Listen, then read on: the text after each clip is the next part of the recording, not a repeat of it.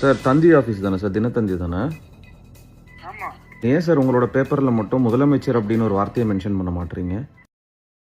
நான் ரீசெண்டாக பார்த்துட்டே தான் இருக்கேன். இந்த தினத்தந்தியில் பார்த்தீங்கன்னா, தினத்தந்தின் கடை இன்னும் சில பேர்லாம் இருக்காங்க. விஜயன் தான் போடுறாங்க, இல்லை தாவேகா தலைவர். முதலமைச்சர் அப்படின்னு வார்த்தை வர மாட்டேங்குது. டைரெக்டாக நான் ஆஃபீஸ்க்கே ஃபோன் அடிச்சிட்டேன் நான்.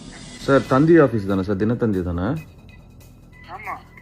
சார் ஒன்றும் இல்லை சார், ஒரு சின்ன ஒரு என்கொயரி தானே. ஆல்ரெடி இதை பற்றி நிறைய பேர் பேசியிருக்காங்கன்னு நினைக்கிறேன். ஏன் சார் உங்களோட பேப்பரில் மட்டும் முதலமைச்சர் அப்படின்னு ஒரு வார்த்தையை மென்ஷன் பண்ண மாட்டீங்க?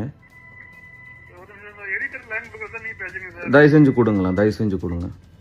ஹலோ, வணக்கம் சார். இது ரீசெண்டாகவே நிறைய சோஷியல் மீடியாவில் இதை பற்றி நிறைய பேர் போட்டிருந்தாங்க.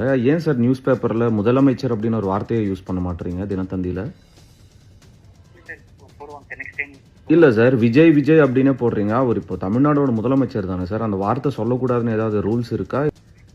இல்ல சார், அப்படிலாம் இல்லை சார். இதுவும் இப்போ 4 மணிக்கு